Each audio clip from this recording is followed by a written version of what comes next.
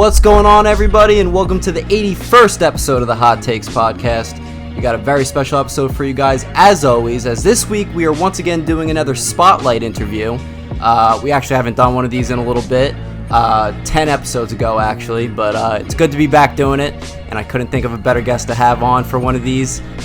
So introducing from the Death and Destruction podcast, plus many other things that we'll get into, Kirk, thank you for being here, my man. Hello. We're also joined by Nina as well in the background over there. Thank you for being here as well. And we'll just get right into it. I connected with you on Instagram through our good friend Mike Marquez. I've had him on the pod recently for the mental health podcast. He actually shouted you out a couple times on there as well. And when he was talking about it, he was like, "Wow, this guy seems awesome. Like I need to meet this guy." So I'm glad that we're doing this tonight. Yeah. So how you been, man? I know you have this week off and everything like that. How you been enjoying yourself? Oh man, it's been a ball.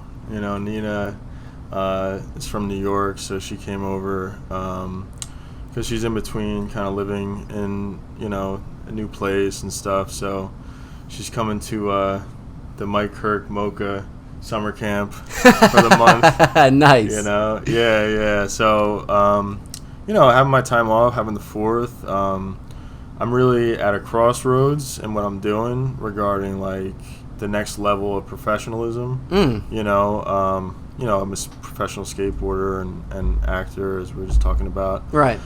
So, you know, it's just been a lot. Yeah. You know, all good things though. Good. All good things. I'm glad you're taking this time to enjoy yourself, but at the same time reconfigure and figure stuff out as well, for the most part. I never took a week off ever.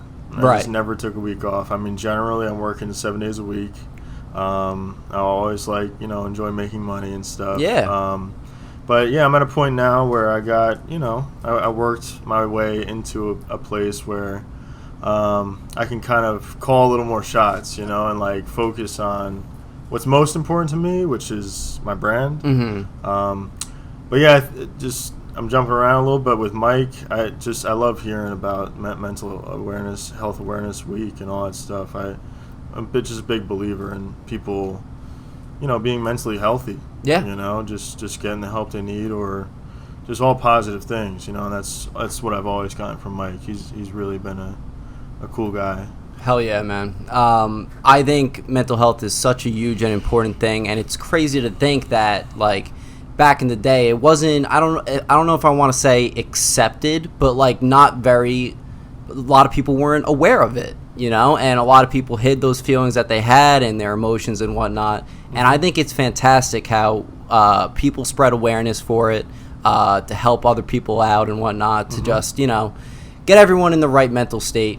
With however help they need or get, you know what I mean? I think it's fantastic as well. That's why I did that podcast with him about mental health and everything like that. I don't know, it would have been perfect timing if it was like mental health week or mental health month when we did that, but we wanted to do it anyway. And that's always a good time to do a mental health awareness. Yeah, right? Especially with the past year and a half or whatever we've had, Oh, yeah. I mean, forget it, it's... I mean, that's a whole different topic. But, yeah, it's just really important, like I really just, because I know everybody suffers in some kind of way. Oh, yeah. With, maybe lacking the help or lacking the confidence to ask for the help they need and stuff.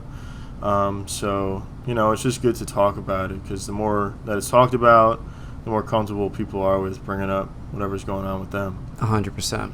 Yeah. One of the first questions I wanted to ask you was, people call you MOCHA as well. Yeah. So I wanted to know, like, the origin of that name. There's a tattoo. Oh, your logo right there. Yeah. When'd you get that? 2017 for my birthday. Oh, nice. Yeah, it was a gift. Awesome, man. For me. Yeah. So MOCHA, man. That's a deep one. It was just a brand. I went to...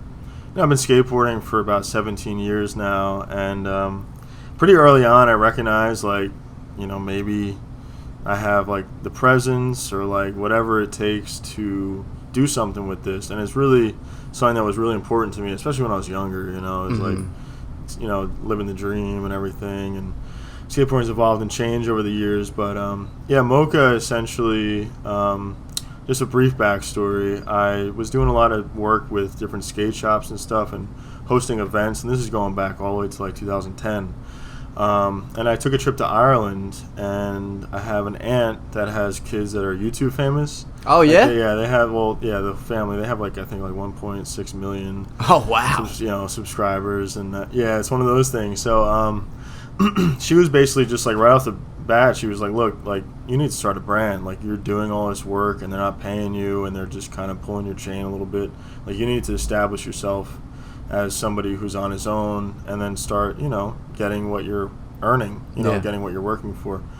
So anyway, 3 years later, it took 3 years for me to build the confidence to really feel like I could do it. Mm-hmm. And a lot of meditating, a lot of thinking, and then just one day, it was just, I was in school finishing up my associate's degree in science, and I just drew the logo. I was just doodling around, and if you look, it's like, it's got 3 layers on each letter and on the skateboard. So it's like, oh yeah, it's like pink, like kind of reddish, purple, more red, and then yellow, and then here it's like, actually there's dark purple, and then light blue, and then pink. And it was just very like, it just looked on point. And I screenshot it. It's made on Snapchat.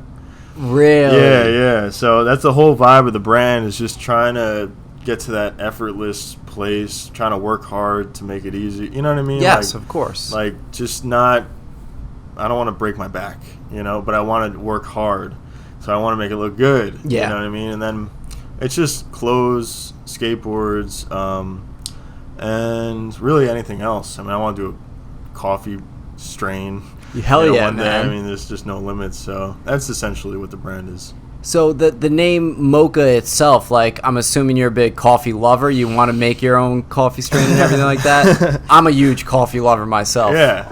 I'll drink it anytime. Who isn't? Yeah, right? Yeah. For the most part, yes. Yeah, right. No. So there's 2 meanings behind MOCHA, which obviously, like, the coffee thing is like one, which is like, it's kind of like in your face, okay, MOCHA. Because I was thinking, okay, I was in a pool one day to go a little, to really dig in and like really put you in the mindset of where I was. I was like in a pool, and I was doing laps, and it's the middle of winter. There's nobody in the pool. It was me and the lifeguard. It was Cranford Pool, and that's where I live.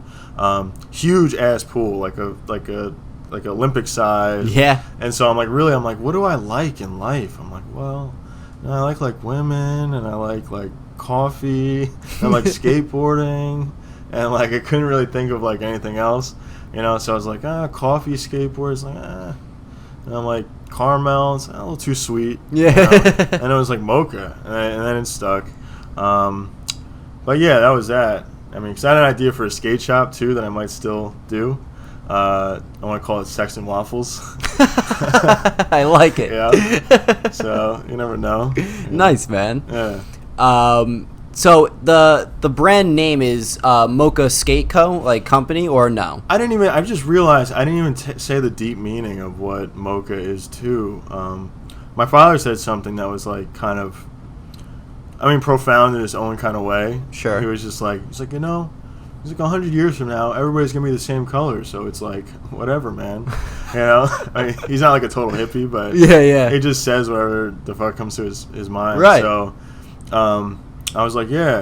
I was like, MOCHA, it's not quite like super dark, it's not quite super light, and it just kind of has that vibe of like all inclusive.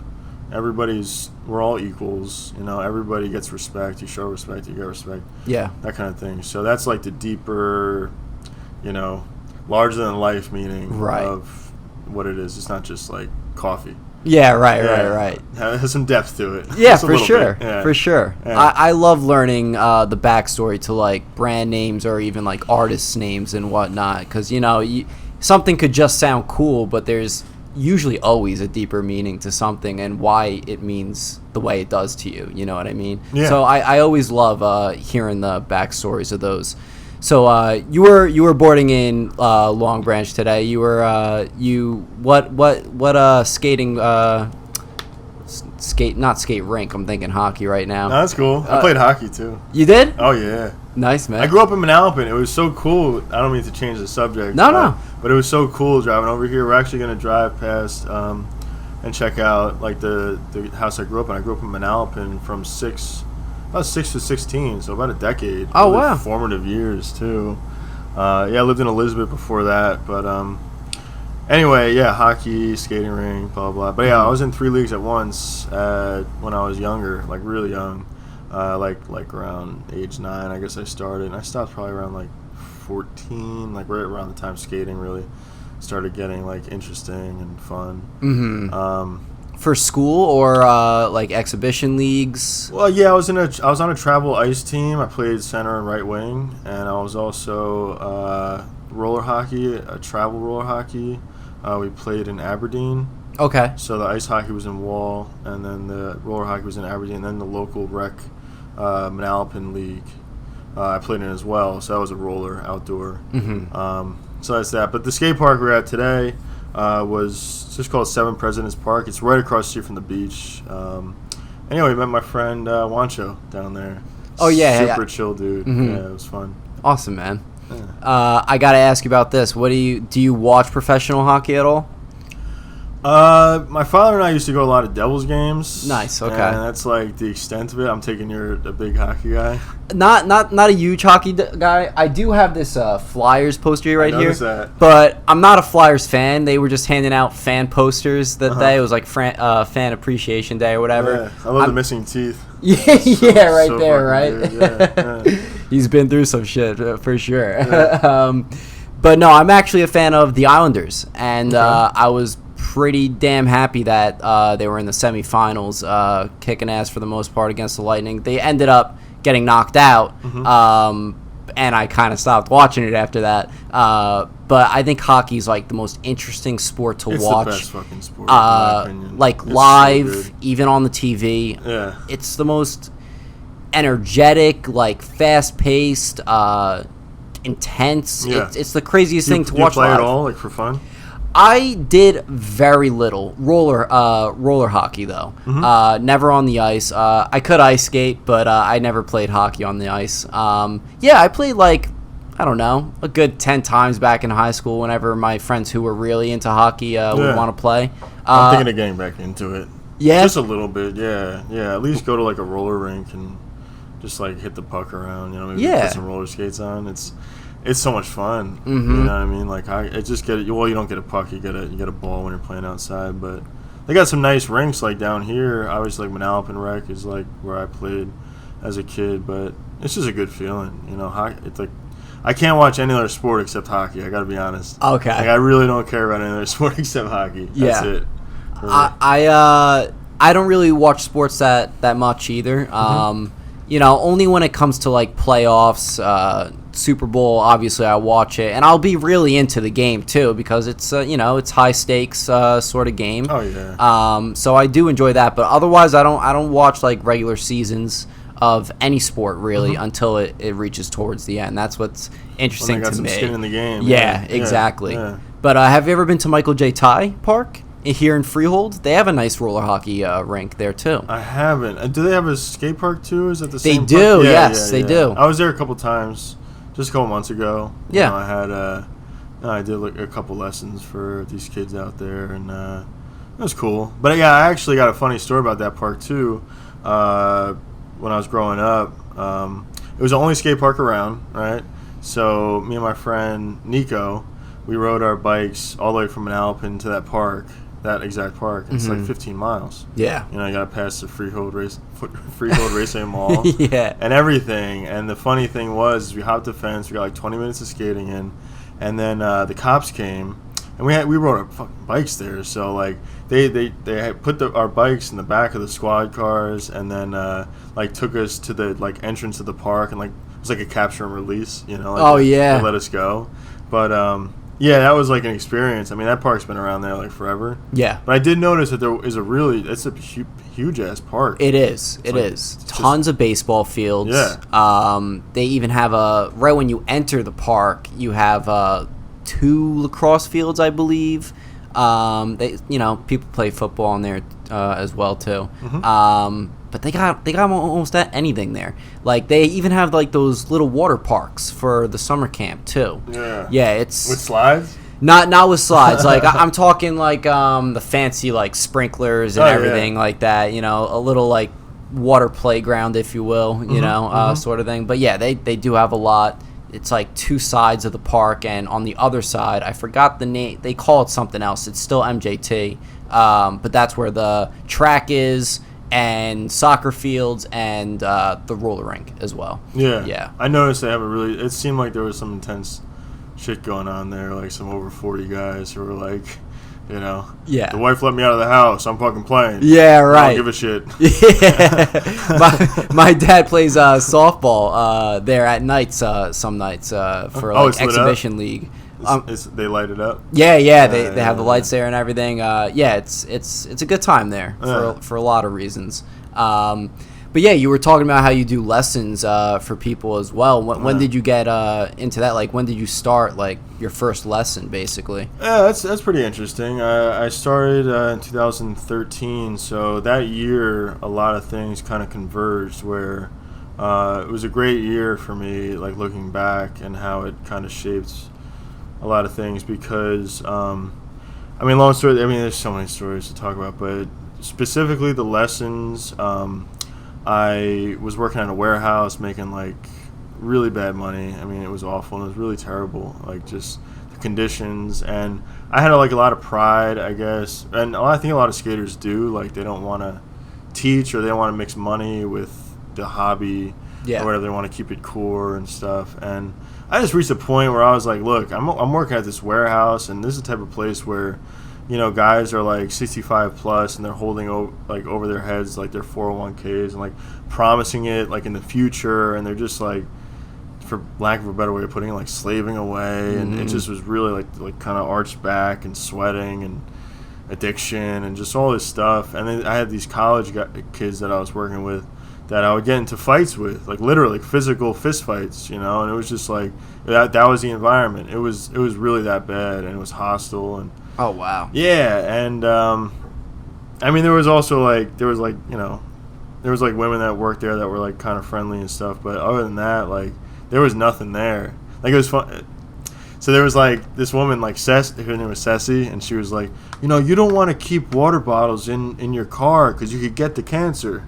And I'm just like, lady, like working this fucking job is gonna give me the cancer. Yeah, right. You know what I'm saying? Yeah. So I finally was like, all right, I'll teach a little bit. You know, I don't think it's gonna be that. And my first lesson was awful. So this kid who, you know, he seemed like the kind of kid who wears like headgear, you know, for his teeth, like at night. Oh, he's just like very stiff and kind of like nerdy. And I gotta be honest, and like the best I could do was give him like a broom to try to like, you know, almost like paddle surf his way down the driveway. And I was like, I don't know what the fuck I'm doing, man. and I never saw him again. It was just that one time, and it was an awful experience. But then after that, it kind of changed and evolved. Where it's at now is like I went through an agency for a while. And now my rate's too high for them really to book me. So that's a big part of the crossroads, which is great for me because I kind of have to put my foot down of like what I worked for. And like if you're at any job and you're not getting not getting recognized for like loyalty and for commitment and for like for always following through, always being on time and always being professional about it, like you get pissed off after a while. It's like, look, you know. So I do a lot of things on my own. I almost do things for like friends at this point. So I'll only work with people that I'm friends with, you know, or that are very friendly, and it's a fun, because once you get a taste of the other thing, which is the acting world, which I started like 2.5 years ago, you know, you realize that there's a big ass world out there, and you know, I never want to limit kind of what I'm doing, but no, it's always good for quick cash. You know, it's like it's not that big of a deal. You know, like especially with the time off, I realize like, you know, you do a little bit here, do a little bit there, but all my eggs are not in that basket. You know what I mean? It's just like a little sliver of like the whole thing that I'm focused on now. Right. I think everything's a learning experience, like you were saying before, from your first lesson to now. How you're saying your rates are high and everything like that. It's a beautiful thing. It's all learning experience, and I love that you're trying to do different things as well. Like you're not categorizing yourself in one specific thing. Obviously there's your main thing, but you still branch out and whatnot with it. I don't even know what my main thing is, dude. I gotta be honest. Like, I think acting is probably, like, I'm writing a movie too about nice. About an aging out professional skateboarder. Okay. And like, because every skateboarding movie is about the rise, right? Of like, it's always about kids, and it's always about like, there's always some love interest, or it's like mid '90s. I don't know if you saw it. I met Jonah Hill like right before. Really? He released that. Yeah. And we hung out and we talked for like 5 minutes. It was cool. It was really random before I even started acting and stuff. And I don't know, long story short, it's about the descending like thing. It's gonna be a fun vibe though. Like towards the end, everybody's gonna win. Yeah. But it's gonna be like, a realistic, because now it's like, the average skater is like in their mid 30s. And you got a lot of kids, at least the serious people. Like people really still care, and people are aging different now. So, anyway, that's a lot, but. No, I think that's an awesome idea. I wanted to bring up, have you ever watched, it's like a YouTube show sort of deal. I think it's on like Facebook Watch now, but it's called The Real Bros of Simi Valley. Have you ever heard of that? I haven't. No? Never heard of it? No. It's like they make fun of like the reality TV show, but it's just like this group of guys who like almost never left high school sort of deal. And then you have the skater who like broke his leg back in the day, never skated again, and like his story in it is his coming back and doing tournaments and everything. It's really cool. It's really funny too. If you like dumb comedy like that, it would be perfect for you. Yeah, that's awesome. That's awesome. Like Happy Gilmore and Forrest Gump. There you go. You know what I mean? Yeah. So like Happy Gilmore, like I think it's funny because he was really good at golf, but he fucking hated golf. Yeah. That was like the funniest part. And she's like, he just wants to do it to get his grandma's house back. Like we watched it the other night, and like that was like, that's great. And I can pull a lot out from that too, because like I'm very passionate about it. I love it, but it's one of those things too where it's like, how many years can you just like throw yourself onto concrete? I wanted to say something from before, though, too. Yeah. You know how much Tony Hawk charges for a private skate lesson? I didn't even know he does it. How much? Take a guess. I'm thinking 10,000 or something like that. 50 grand. 50 grand. Wow. And that's the whole point. Like, you do reach a point where you're just like, look, like, I'm still undercharging, and my rate went up at this point. Just because, like, I'm so, like, you do anything for 8 years, you'll get good at it. But, like, anyway, that's just, I'm good with people, so it's more than just even skating at this point. Like, it's like you really do. I learn how to get in, like, these kids, or I don't even just teach kids, but you really become this thing where it's like you're a confidence booster, and there's so much more than just like whatever. And I'm really sensitive to like where people are at, and you're constantly pushing people to their limits, and that could be stressful, But it's all gravy, man. I mean, at this point, like, it's all good. Hell yeah, man. It's just a good time. So you don't have like a specific age group that you'd like to teach for skating, or is there? That's a weird question. Oh, sorry. You're good. That's a weird question because I don't think so, man. I mean, every age group has. I mean, I've taught up to 50. I taught like at least 2 or 3 50-year-olds, and I taught. I'm out there with, there's like, 3-year-olds that, I'll have on a board and stuff like that. So I guess my favorite type of person to do lessons with, and this happens all the time, it's just kids that just want to skate. It's just not complicated. They not only want to skate, but they want to watch me skate. And that's always the best, because it's literally like I'm just showing up to get paid. Right. Just talk to a kid every once in a while. Yeah. It's unbelievable. So, but not everyone's like that, So there's a lot of times where you're just kind of holding hands and just like, and you just feel like, what am I doing with my life? But it could be the same with an acting job too, because sometimes with those jobs you're on set for up to 16 hours, and you have the same mental. It's with any job that any time that you're on somebody else's time and that it's going somewhere, but just to have the discipline to stay in the game and try to stay level-headed. I mean, any job you do has whatever, but it's just nice to get to a point where it's like just brand focused. We've been filming like crazy. I've filmed like all these tricks, and it's like back to back to back to back to back, and it took a long time to build up my skill for it to be kind of effortless at this point. Like, I got to work, but it's been very easy lately, Nice. which was unexpected. So I'm always ready to quit. I'm just always like, Yeah. I'm just gonna act now. I was gonna bring that up too, because you said you were filming, doing your tricks and everything like that.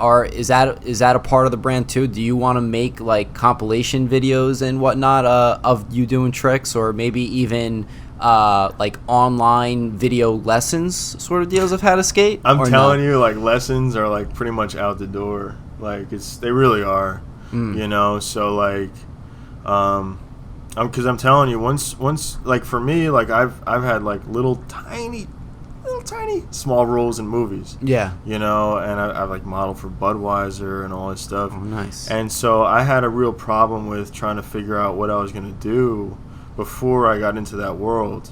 You know what I mean? So like, you go along after years and years and years, and I don't mean to be kind of like short with it. It's just like, that's just, sometimes you just reach your limit where you're just like, I'm out here in the sun. And so with the videos and stuff, the whole thing behind that is like, as a skater, as like, to be a respected skater or whatever, it's like, you got to be consistent, you got to be out there, you got to be on Instagram, you got to be putting out videos. You want to build an emotional bond with your audience, you know, and you can do that through footage. Skating is one of those unique things where people can feel what they're watching. Like, you can't fake skateboarding. It's one of the only things, like, you truly can't fake. You can't rely on a team. Right. It's like you, and the camera sees right through your soul. So it's like, what do you got? Right. Especially now. So, it's like, if we want to talk clout, or we want to talk like mixtape to like a rapper, then that's what the videos are. It's like, this is why I'm able to do what I do and feel the way I feel, and like, you just see it in action, So that's that. The simple thing of filming really good tricks, or what I feel like are really good tricks, it's just a wellspring of everything else that's good in my life. It's like, if that's going well, then everything else is like really easy. So if I don't have enough time to like do that, then I can really feel like stifled. I mean, it's like any artist, Yeah. It's like, they need to do their craft to the best of their ability, or else they feel like, what's the point of everything? Absolutely. Not to get too deep into it. No, you're absolutely right. You're absolutely right with that. So I'm not a skater myself. Actually, the only thing that I really did when I was younger was the ripstick. I couldn't do tricks on it, but I just love swiveling back and forth on that thing. Those at all. No, not even a little. I try. Ripsticks, hoverboards, any of that shit. Oh, those hoverboards sketch me surf, out. I could barely snowboard. And dude, I tried surfing in California. I'm talking years back when I was younger, and that is hard, man. It is Getting difficult, up, dude. Yeah, right. That alone, it's crazy. And I only did that once. I would like to try that again, just for the hell of it. Me too. Yeah, me too. But snowboarding, dude, I am huge with snowboarding now. Yeah, I started 3 years ago with my friends from college. Okay. I was like, you ski or snowboard before? I'm like, yeah, I snowboarded back in middle school once on the bunny hill. First try, broke my wrist. But hey, I'm down to try it again. That's a good start. Yeah. Get it out of the way. Yeah, you're right. You're right. Get the shit out of the way. Yeah, for sure. And then I tried it again. I'm like a speed demon on that mountain now, man. I'm all about the adrenaline rush. I go skydiving too and everything like that. You go fucking skydiving? Yeah, dude, I'm going again this August. Yeah, man. Yeah, because I've been thinking about going skydiving. I'm afraid of heights. Okay. But we're going to Six Flags tomorrow, man. Yeah, right. I'm always facing it. I wanted to bring this up before I forget it. Yeah. I have 3 fake teeth. Oh, really? These 3 teeth are fake. These are right here? At front 2. Yeah. And this on the side. From skating accident? Really? Yeah. I bit the concrete, man. Oh, man. Yeah. This is like 2018, I think. And, Okay. yeah, it was just one of those things. So Yeah, it's like he's been through some stuff. I've been through some stuff. Yeah, right. Have you gotten like any other injuries, like breaking a wrist or anything like that? Yeah. I got 2 surgeries right here. Okay. One here and then one here. This one was interesting only because there's 2 pins that went here. This was the first surgery I got, and what they did was a bone graft. So they took a part of my hip out, and then they inserted it in my wrist and then put a screw through it. Oh. And it wasn't really feeling like it was healing right. So after a year, they would look back at it, and the bone that was my hip bone, it dissolved or disappeared. Whatever the fuck happened. Yeah, it's right. just in there somewhere. And so they took the screw out, and then they opened it up here, and they put 2 pins in. And I was still skating with the cast and the pins. Oh yeah. And I got kind of nervous. Yeah, I'm fine now though. Like I'm all good. But Yeah. I was nervous too because when they were taking the pins out, it was just like one of them was like, and the other one was just kind of like loose, and they just kind of like took it out. I was like, I wonder if I fucked it up. No. I don't really have time to worry about that right now. Yeah, So right. keep moving.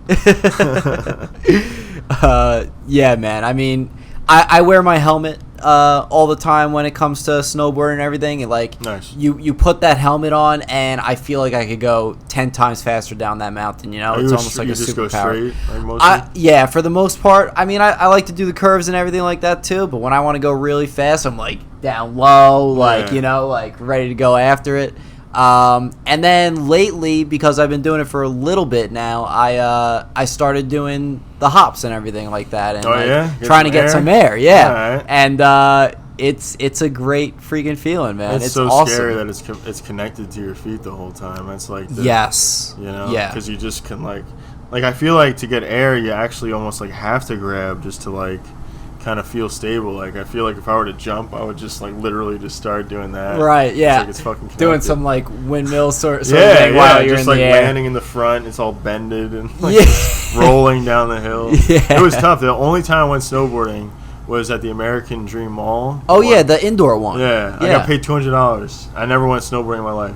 What? And so it was 200 for what? Like 2 hours or something like that? No, yeah. Well,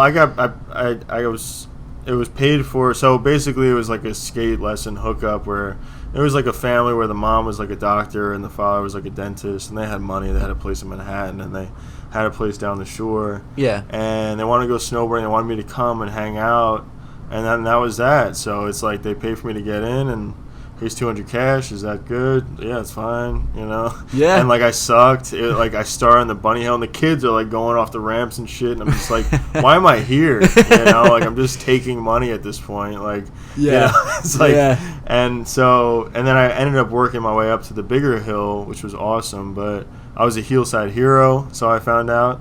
So I just go down and frontside power slide and go to switch, and switch frontside power slide and then go to regular. Mm-hmm. And I did that the whole hill. I couldn't figure out how to dig my toes in and make a right turn. Right. So right. frustrating. When I first started, it was the most frustrating thing ever. Like I could go down the hill in like a minute or two. My first time going down, like 30 minutes at least. Like keep on falling down, you know, the mountain and everything like that. I think that's a good place to start. The is it called Big Snow or something like that? Snow. Yeah, Big Snow. Yeah. I haven't been there yet. For me, I feel like it's a little bit of a. I mean, for the summer, it's cool to go there. But for me, like I'd rather just be on a real mountain. You know, it's Of course. You know what I mean? Yeah. Like for me, it's like a little bit. I think a little bit of a waste of money. But like my friends that went there enjoyed themselves. Like they have cool hills there and rails and all that sort of stuff They there. got indoor surfing too, dude. It's fucking crazy. Yeah, that Like, mall I heard we is gotta gigantic. go there. We gotta go. We're gonna go on one of our days off. Yeah, man. They Yeah. got that whole amusement park in there too. I know. Yeah, dude. I just love it. I love the name. Yeah. I love how American it is, like how Yeah. big it is, and like, you know, we're gonna go because you know it's just something to do. Right? Yeah, why not, right? Yeah. Yeah, man. Yeah. Have you been to Six Flags before, or is this going to be your first time going tomorrow? Oh, dude. I mean, yeah, Six Flags blows my mind just because like all the memories I had. So I grew up in Alpin, you know, so it's like 15, 20 Yeah. minutes, you know, from there. We had season passes growing up and stuff. So, yeah, we're debating getting season pass but it's only $30 for the day. I thought it was more. Yeah. That's like plus parking, and plus if you want to get like a $16 sandwich. Whatever, Yeah, right. But yeah, man, or like a $12.50 bottle of water. Yeah. But yeah, man, no, I love roller coasters. I heard El Toro though, like 2 days ago. My buddy Adam told me on the way over here that it got derailed. Like what? 2 days ago, yeah. Nobody got hurt. I don't know what the fuck happened. I mean, derailed is like a big deal. That's huge. Yeah, that's like the whole point of a roller coaster is to not derail. Yeah, right. Yeah. That's crazy. I didn't even hear about that. I didn't even get to Google it. I was driving the whole time, but yeah, he said he looked it up when he was on the phone just to make sure. And yeah. Wow. Yeah. Wow. I mean, that was a good one too. I mean, I'm not going to go on tomorrow. Yeah, right. I wouldn't. That's one of my favorite ones, Mine though. Too. That and Nitro, two of my favorites. Oh, you really love straight down drop. Oh yeah, yeah. King the Ka is one of the sickest thing. That free fall that they have attached to King the Ka, the sketchiest. Oh, thing. You like that kind of shit? That's not my style. That's too crazy. I'll go on anything. Yeah, I'll go on absolutely. What about anything. I don't mean to talk so loud. You're good. What about like the big swing? Like, would you? Oh go wait, for that? the one. It's like the chair swing, like 3, but you're 2, going 1, all the way up. No. It's the one where you got to pay for it, and it brings you up, and it says 3, 2, 1, fly. And the Daredevil dive. Yeah. I've done that before. I've done that before, man. You really do like adrenaline. Yeah, shit. I'm impressed. Oh yeah. I like kind of being like a turtle, like close to the ground.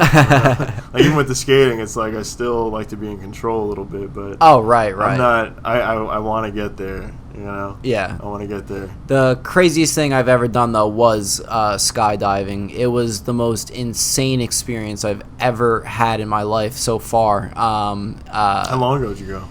So we've been doing it every summer so far. Wow. So I went last summer around like this month actually, around this time last year. Mm-hmm. The year before that we went.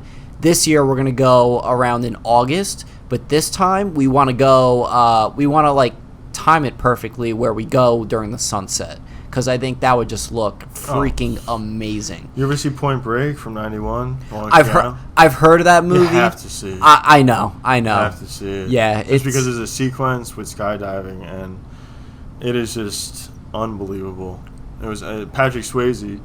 He killed the role, and he wasn't supposed to skydive at all, right? And he signed some kind of thing. You're not supposed to skydive. You're an actor, you know. And he ended up skydiving like something like 70-something times, like just over and over. He's like, I gotta get into the role. I don't care about any fucking contract, right? And in the movie, he actually did jump out for one of the sequences of the plane, and it's actually him. And that's sick. Yeah, that's rest awesome. In peace, Patrick Swayze. Yeah, it was a phenomenal role, man. I mean, he was talking about adrenaline junkie and all that stuff. It's like right up there. I need to definitely watch that movie because it's a movie. I hear about it all the time. Like, it's like a classic and everything. Yeah, exactly. Yeah. So I need to check it out. You know, there's another actor who's like that too, doing his own stunts. Tom Cruise. Oh yeah, he is a nut job. He's a Jersey when it comes guy. to that. Is he from Jersey? Yeah, he's from Jersey. I forget what town, but it's somewhere like North Jersey. Like I want to say like I mean, I'm just really throwing it out there. I'm not going to look it up right now. Yeah. It's definitely Jersey. I just forget. I think it's North Jersey somewhere. Okay, I didn't know that. In like Union County, like me and Mike's kind of neck of the woods. Right. It's somewhere close, but yeah. He is a nut. I mean, he strapped himself to the side of the plane, right? Yeah. I saw that footage, and Brad Pitt had a funny line about it because Once Upon a Time in Hollywood, he had to have a dog lick his face, and he put peanut butter all over it. Oh, yeah. And he's like, look, man, he's like, hey, you know, if Tom Cruise can strap himself to the side of a moving plane, he's like, I'll put some peanut butter on my face and let the dog lick it off. You know? Tom Cruise wanted to actually fly those freaking jets for the new Top Gun movie, but that was something they were like, yeah, absolutely not. There's no way you're operating something like that. Don't you love that quality in people? Just I love crazy. It. Yeah, insane. It's like, insane. That's what it's all about. Yeah, absolutely. Seriously. Like you're doing a job, but like you're doing different things while doing the job. You know, you're experiencing different stuff, like doing crazy stuff. It's awesome. I have much respect for Tom Cruise because of that. To be honest with you, it's fantastic. Those Mission Impossible movies, they're great too. I don't know if you've seen any of them, but there's a good amount of them. Yeah. They're fantastic. I've definitely seen at least one of them, just like a while back. Like, action movies make me a little dizzy. Movies? No, action movies. Oh, action movies. Like actually, Point Break is definitely an action movie. Yeah. But some of them, like, just the way that they're cut, like, they just kind of are just, like, a little shaky. But, no, Mission Impossible, Tom Cruise is also in Top Gun. Yes, that was when I saw it growing up that I loved. I love Top Gun too. Cool. Mm-hmm. And I think they're doing a remake, right? It's not a remake, but it's like it's a sequel basically. Which is great. Yeah, I think it's awesome. Yeah. I love how they bring back all these old titles, and either I don't like when they reboot a lot of stuff unless it's like really good. But the fact that it's a direct sequel to this, not direct, like it's obviously years afterwards from the first movie, but I love when they bring stuff classic like that back. Well, I have a theory too, and it's like as long as you have like the same actors from the people that were like Tom Cruise at 55, 60, whatever he's up there, just having that emotional bond and to not be manipulated in like a negative way. Like, say they can do a reboot and maybe lean a little too hard into the like social justice kind of, there's always going to be that, but as long as they don't lean too heavily on that and still provide like a good product, final product, then like for example, like the only thing I'm thinking of is Halloween. I love horror movies and stuff, and I had Halloween 1978, the first one that came out. Yes. And they had, H2O, which was like 20 years later. I never saw it yet. I have not either. I have not. No. But the one that came out in 2018, the whole story, it was basically a sequel from the first one. So from 1978 to 2018. Yes. All it is a sequel. And that they just disregarded every other Halloween movie that existed. They rewrote the canon to it, basically. They did a phenomenal job. I loved the movie. Yeah. I loved it. I thought it was so good. The guy who plays it, too, is really cool, James Jude Courtney. That's kind of why I wanted to get into acting, because he didn't have a job for, like, at least a decade. He was, he was an actor, he was doing his thing, but the last big thing, he was a stunt guy. The last big thing he did was, like Buffy the Vampire Slayer. He was he had a role in that, like as a stunt guy. So it was just like a story of like hanging in there. Yeah. Sticking and staying, and now he just is in 3 Halloween movies. He's, multimillionaire. He is fucking Michael Myers. Right. Now he's going to all the, conventions and having a ball, signing autographs and just hanging out and getting paid, so. Well, that's just, I never looked at it like I want to be like Brad Pitt or like Leo. It's like I want to, stick and stay and fucking see what happens. Like just see what my staying power gets me. Right. Yeah. Did you see the trailer for the new Halloween? Oh, man. Halloween Kills? Come on, dude. I thought that looked fantastic. Yeah. And I'm glad that you liked it, the trailer as well. I loved it. Because we reviewed the trailer last week. Oh. Both of my co-hosts hated it. Oh, and I'm like, guys, what are you talking about? Like, this looks awesome. The whole town is going after Michael. Like, what? The one line that, it's going to be a bloodbath. Yeah. It's so sick. There was the one line where it's like the more he kills, the more he transcends. Yes, dude. Yeah, for real.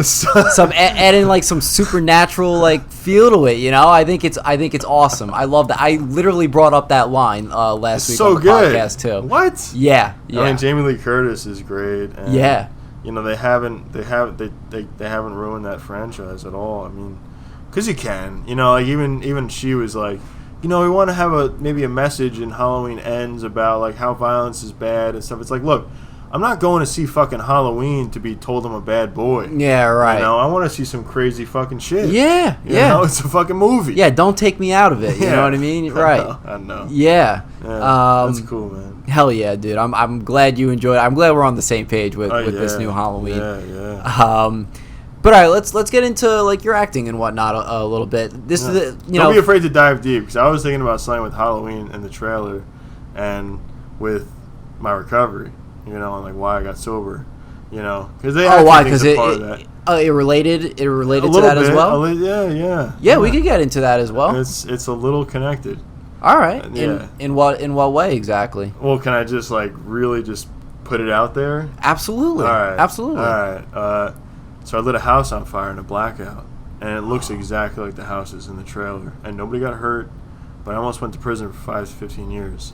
Wow. You know, so that's why I got sober. You know. Wow. Yeah. Okay. Yeah. So like, it's just one of those things where you see the house and the way it's lit, and then like the story, and it was definitely seeing Halloween 2018 was like, it was just kind of emotional. You got locked in the basement, and then the house was lit on fire, and just anyway, it's like a story of like survival in like a inverted way. Obviously, it's like Mike Myers, but I mean, obviously acting is like huge, but there's a reason why I've been able to build up to like where I am, because I have come from like a lower place, you know, and stuff like that. And I didn't mean to just drop a bomb on your show. No, you know what I mean? It's perfectly fine, sometimes man. I feel like it could be like a weird thing. So why are you sober, huh? So I figure I'd rather just attack the problem, you know, or the pink elephant in the room, right, you know, versus building up to it. Sure. Yeah. So do you mind me getting into Not it at as all. well? No, all right, that's cool. why I brought it up. All right, man. Yeah. So one of the first things I wanted to ask was, you know, was it just alcohol for the most part that you were having a problem with? Yeah, that's actually a valid question, because when you really word it like that, I would say yes. Mm-hmm. But I mean, I was doing. All right, so there's 3 things I haven't done, which a lot of people have. Crack, meth, and heroin. Those are like the big 3 that I'm kind of happy I never really experimented with. But everything else I did. Right. You know, and to excess, you know. But I got sober when I was 19. You know, I'm 31 now. I'm not like spring chicken. Right. Know? So I've been in it for a long time. I came into the program when I was 18. So, you know, there's some miles there. Yeah, definitely. I also wanted to bring up, because I saw your Instagram post last month. Yeah. What, more now than 12 and a half years of you being so... Dude, congratulations. That's amazing to me. Yeah. Because I know... It's everything for me, man. Yeah, dude, it really is awesome, man. I was about to say I know, but I really don't know. But, like, the struggles of overcoming something like that. You know, it's with addiction and how your mental health is put into play when trying to recover and everything like that. I think it's amazing. You know, there are people in my family that struggle with addiction and everything like that. Like we always try to help out as much as we can and everything like that. Yeah. No, it really is heartbreaking. Yeah. But you understand it though when you have the affliction. You know, more so than when you don't. That's why, you know, there's obviously programs and stuff that can help with dealing with family members and stuff like that. But yeah, it's I mean, there's no struggle really anymore. It's just every day it's just kind of like good. But like I consider myself coming from a really fortunate and lucky place, because I gotta be honest, like I had a really good time until like maybe there was only like 6 months to a year where it was really scary. And I didn't know if I was like, I almost went to prison until I was 33, which is 2 years from now. I mean, by the skin of my teeth. So the way I look at it is that, you know, I pretty much feel in my heart like just I'm one of the luckiest people, because, you know, it was only 6 months to a year where it was very, like, I mean, we're talking extreme fear and training for prison, training for the military at 18 years old. So it's like ripping a Band-Aid off in a way where I got all the pain all at once, and then I had to rebuild from there. But the rebuilding process was like good, because there's a lot of guys who are, you know, they're 55 coming in the program 60, and I mean, they're just, a lot of people have a hard time in general changing, you know, just in general. And I know because I've had a really hard time changing, you know, like the way I think, the way I operate, and it's a very slow process. So, you know, that's, in that sense, I know I'm like really fortunate, like in a lot of ways. And, you know, I just hope that every day I do less harm than good. Sure. I mean, less harm than harm. Yeah. Less harm than good. Yeah, that's really it. I mean, I'm not just saying that to sound impressive, but no, right. I just like to keep it simple at this point, you know. Do you really remember that night when it was set ablaze? Like, do you remember exactly how it happened and everything like that? Yeah, we were talking about. I mean, it's just insane how similar that the house looks like. I mean, didn't see the trailer, so you don't know, but it's the same kind of overhang. So, I mean, that particular weekend, I was like in school. I was in high school, and somebody just gave me. I was at the point where people would just hand me pills, and they would just be like, "Oh, what is this? Oh, it's Vicodin. Okay, cool. I'll just take it." Mm-hmm. It was just like I just didn't care, and then I was like, I was smoking weed. And then I remember I took mushrooms that weekend, and then that night I drank a lot, and like I was going through a breakup. But I think more so than all the drugs and the breakup and the was, and what I try to instill in anybody I try to help is just encouragement and hope. Hope that things can get better.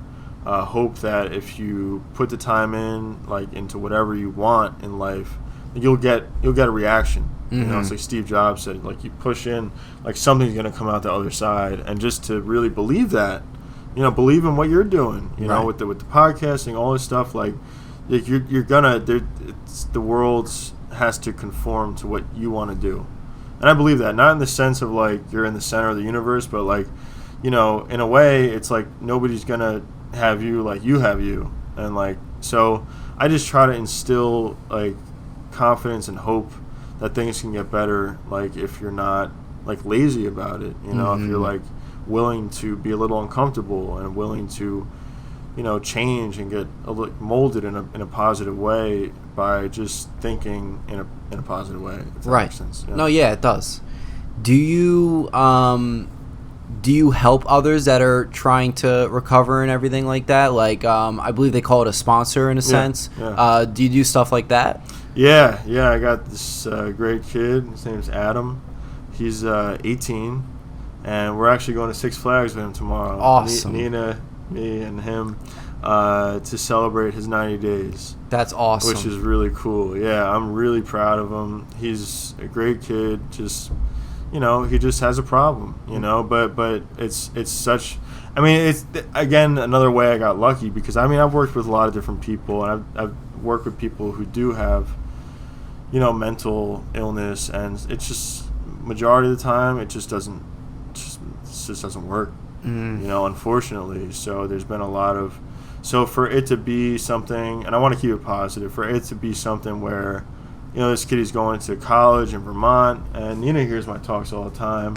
It's just, having gotten sober at 19, coming in the program at 18, whatever, but just having a life-changing experience and being there, like it's just so clear that I know what he's going through because I've lived that age.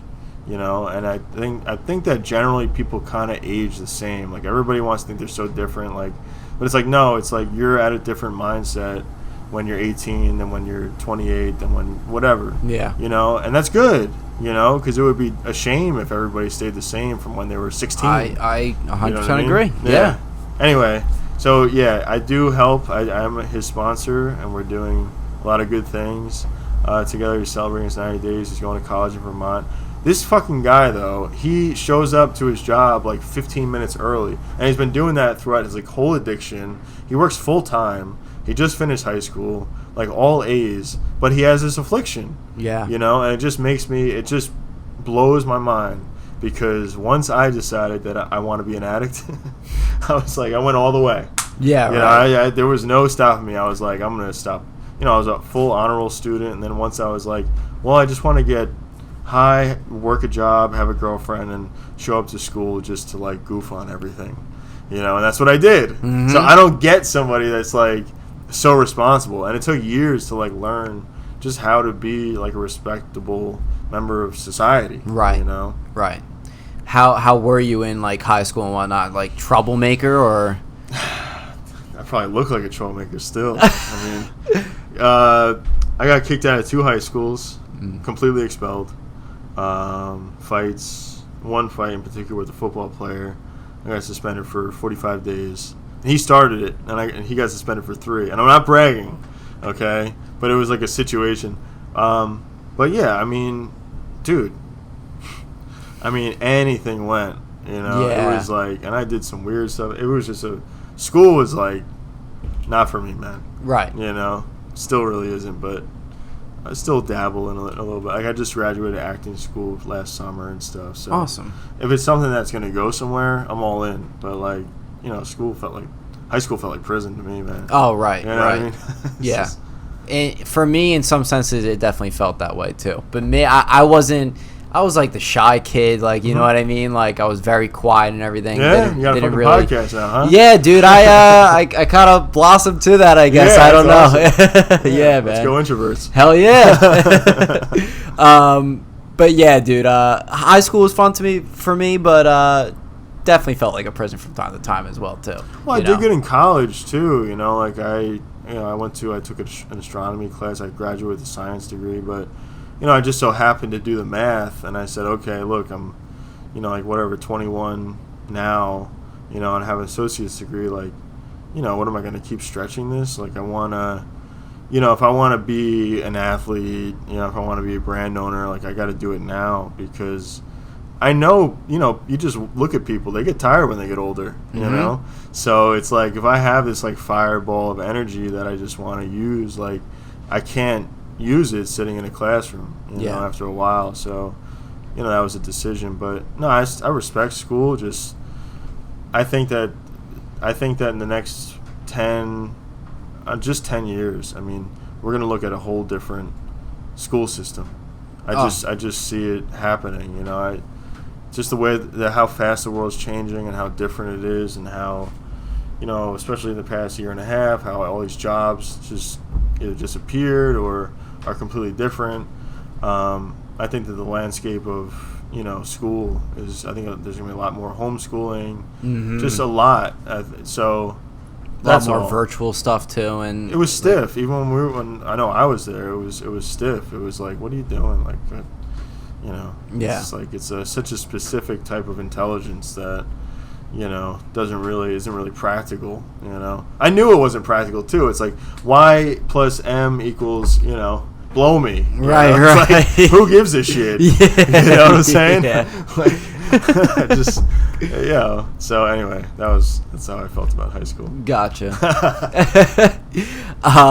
So during your steps of recovery and everything like that, like you went to a place to get help and whatnot, and if you did, like, what were the things that kept you going? Were there hobbies or anything of that nature that kept your mind off it, or people involved maybe too that really helped you along the way as well? Oh yeah, that's an easy one. So I didn't mention before when we were talking about injuries, I did break my ankle. So there's a little bit more, I guess, to the story where, you know, like, you know, even after I beat that case with the, you know, it was a 3rd-degree arson charge, and again, I always say it, nobody got hurt, and thank God, you know, because it would be, you see these people that, you know, there's 2 professional skateboarders actually that have dealt with, they were drunk driving and the passenger died. You know, and the passenger was a well-respected, loved, you know, person in the skateboarding community, you know, and people don't recover from things like that as much as, so that, again, it's a heavy thing, but I told Nina, I was like, it's going to get a little heavy, you know. But so, what was the question again? Like, people who helped me, people who helped you out of the way, hobbies or anything. I only brought that up. I didn't mean to interrupt you right there. Oh no, it's fine. Yeah, so I beat the case. I had an uncle that had a friend that was a lawyer, that was going to be a judge, who was actually ironically the same judge that did my divorce when I was 22, right? Yeah, 22. Okay. Yeah. So it was just like one of those things where it was like family connections, blah blah blah, and like extreme luck, you know, or a blessing, whatever. So when I got sober, I had somebody that was, you know, I met this one dude, and, you know, I would go to meetings, you know, 12-step meetings, and I would kind of open up, but I was pretty embarrassed by how severe my story was. But as I've been there longer, like you learn like it's not all about you, and that other people have their own stories and stuff. So yeah, it was just one of those things where I didn't want to talk for like 2 weeks because I got high. I smoked a blunt like 6 days before probation visit. Mm. You know, and if I would have gotten tested that day, which I did later, not that day, but like a couple months later, you know, I would have went to prison for 15 years because the judge was like, that's it, like anything, like dirty urine, fucking jaywalking, anything. Yeah. Like you're going away because you're really getting a break here. So long story long, I ended up breaking my ankle, and that was before, you know, the probation visit that I, you know, definitely had dirty urine then. You know, skateboarding. So I thought that I was done. I was like, I'm going to quit, and I'll just be like a gym guy, and I'll just be like a mountain biker or some shit, you know, like anything positive, you know, and I'll just, you know, get kind of like buff and like we just see what happens, you know, like just let's keep it going, you know, whatever that is, whatever keeping it going is, you know, right. Like, let's just, you know, keep the body moving and stuff. But I was like, I would get skate magazines in the mail and I would just throw them out, you know, like I was like really like, I need to stay sober, I need to keep myself together, because I had a sponsor who was just like, he's like, look, all you know how to do is get high and skate. So, you know, you're not going to do that. And I was just like, okay, that makes sense to me. That's right. Practical, you know. So I had to separate myself. It didn't last long, though. It lasted like 6 months. And I just kind of told him one day, I'm like, look, dude, I'm getting fucking bored. I don't give a shit, you know, what you say. I'm going. Yeah. You know, I was just like, felt down. Okay, I still have balls. Yes, I can make decisions for myself. So, yeah. So then that was it. I watched the documentary, and I hate giving this guy props, but I'll do it anyway. It was a Steve-O documentary. Just because I have beef with like why he's famous, it's just like, all right, you can staple a nutsack to your leg, we got it. You know? Right. But anyway, he did have something to do with me getting myself together, because he had a whole documentary about him getting sober, and he's just got a couple years more than me.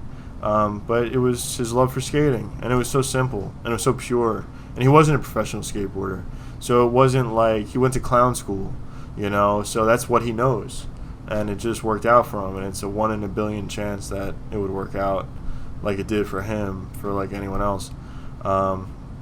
So there was that, and that was it. So then once I kind of started skating, and it was a whole different vibe. So like the first day I went back even to a skate park, I ended up being there, and I felt really weak, and I felt like kind of, I don't really have much to offer. So, and I had a lot of thinking to do, and I was riding my bike a lot, and so I just realized, I was like, you know, how can I get people to give a shit about something I'm passionate about? You know, like, just because I care about something a lot doesn't mean that other people have to. And a lot of people have that mindset where it's like, well, I'm good at this, and it's all like ego, and it's like, so the first time I went back to a skate park, I felt insecure. I left the skate park, but I was friendly, and I made friends. Like the first time, it wasn't just all about me. And I bought everybody waters and Gatorades. Like that day, I just went to the store, got a huge bag, I started handing them out. It was a hot summer day like today, and then I realized it was like, you know, like if I just take the focus off me, then I can do like anything I want.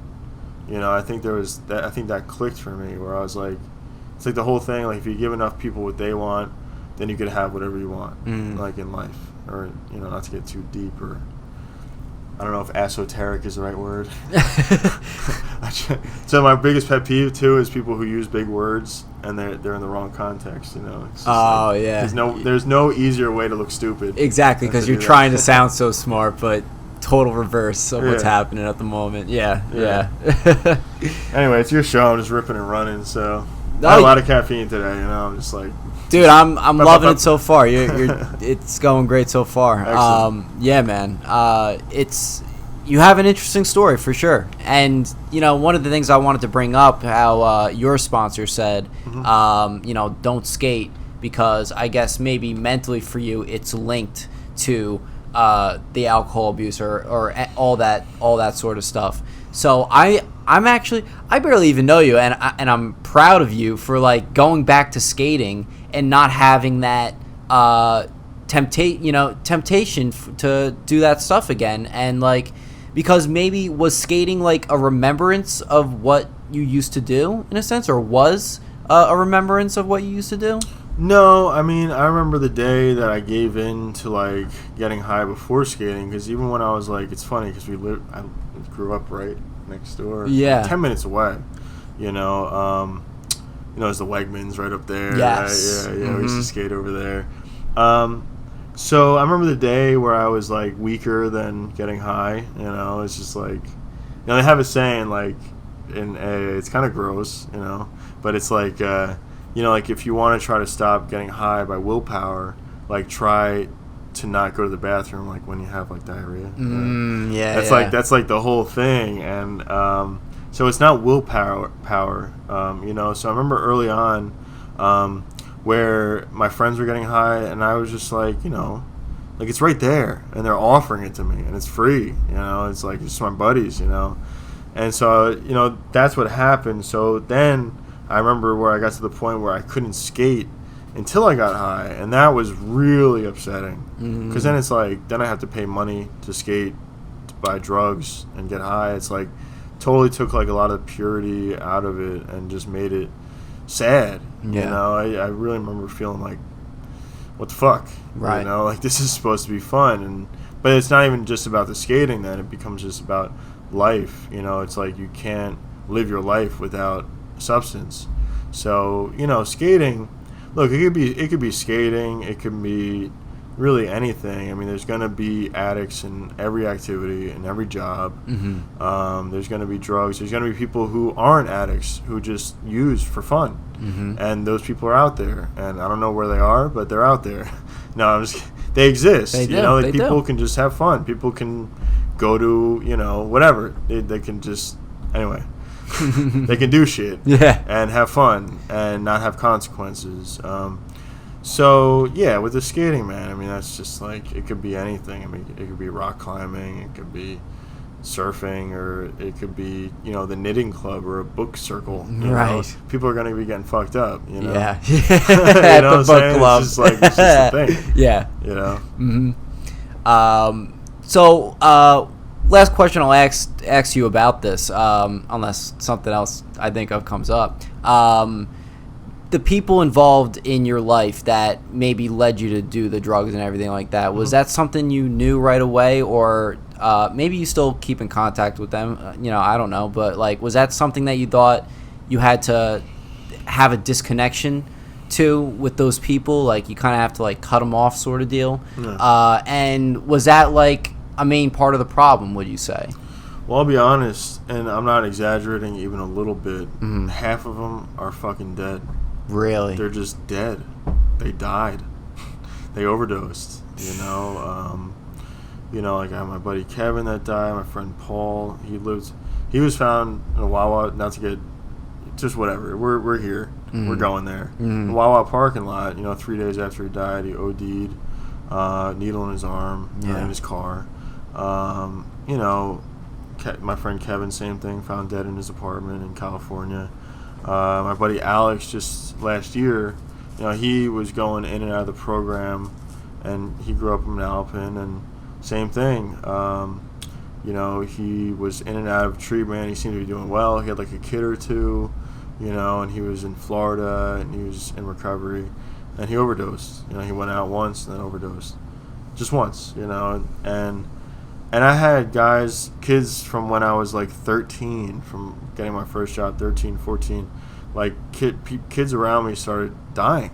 I got my first job when I was 13, and that's when this kid Dan, he was from, like I said, in Alpin, and I worked at the Englishtown auction. I worked at a breakfast trailer. Nice. Yeah, making sausage sandwiches and just eating a shit ton and getting paid cash for the weekends as a 13-year-old boy. It was like the best thing ever. Yeah. So what happened is since my story was so extreme, with the fire, I mean, I think I just scared the shit out of people. I was just like, I was on my own pretty quick, where it was just like, people were so afraid for me that they would come over to check on me and just to like almost watch me to see like if I would like crack. Yeah. You know, it's like to deal with something so heavy. It's just as soon as you become an adult, an 18-year-old adult, people were just like they were over it. They could not handle those vibes. So right from the start, it did become something where I was just like, you know, like obviously I'm on my own for this. You know, I got myself here, so I'm gonna have to, you know, get myself out of it. You know, and it's just so different now. You know, so I do still talk a little bit, but then what happens is like, you know, the mind is kind of funny because it can bring up things that you remember, and you don't want to go too far down in the past, like with anybody. Yeah. You know, like I don't really, if things didn't work out, like I'm kind of at a point now in my life where there's no reason to reopen really anything. But to keep it positive, I don't know how to keep it positive. I feel like, you know, we're almost getting to time. I don't know. Because we're going on and on. Oh, we're good, man. We're good? Okay. We could go on as much as you want. So like, no, not just with that. Oh, just okay. with that. Yeah, Okay, I have other stuff I wanted to talk to you about great. as well. Yeah. I'm not sure. I know you always gotta like when you're doing a podcast, you always gotta make sure everything's okay. Good. The beauty of it is I could see like the time on the camera there. That's why I flipped the screen over. So that's nice. But these batteries like last a good amount of time too. Oh, cool. Yeah, man. I mean, I'm just going. So hell yeah, dude. No, that's awesome. No that's agenda awesome. here, man. We're just going. Cool, dude. Yeah. So once again, I just want to say congratulations on being sober for this long and everything like that. It's absolutely fantastic. It seems like it's stronger than ever, your sobriety and everything like that. Yeah. So that's awesome. Everything's stronger for good. Right now. Good. I'm really glad to hear that. Well, thank you. Yeah, man.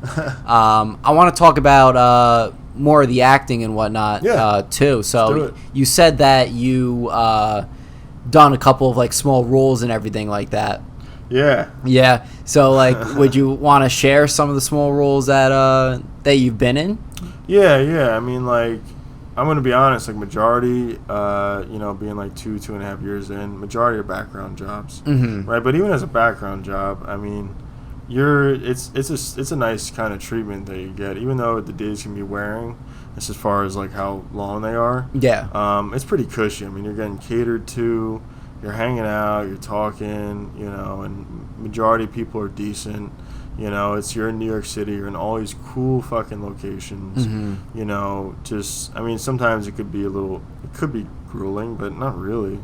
I mean, it's just mentally, you need to be mentally strong. So, yeah, this one little, I had a solo thing in a commercial that was in a movie. That when they were filming it was called Darling, but they always have like one, you know, name for something while they're filming it. They change it. Like Mob Rules was Halloween Kills, for example. Yeah, it was called Mob Rules when they were filming. I wasn't in that. But, that would have been sick. I know. That and the Joker. That's another thing why I wanted to get into acting, because on Instagram there was an ad. Whereas, like, they're looking for background people. I remember seeing Joker, that as well. But they were looking for 40 and over. Yeah. And I took it real serious. I mean, I could have easily gotten in there, like, looking back. Because now I know how things work. Yeah. In show business, it's super, like, laid back. You know, it's very, very, whatever. So that was, like, one of the reasons why I wanted to get in. I had family. I had my uncle that he wound up doing...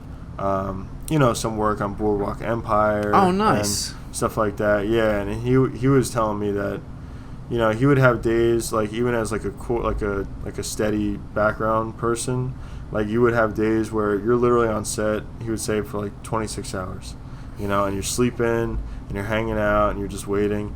But the cool thing about those jobs is, and it is a job, you know.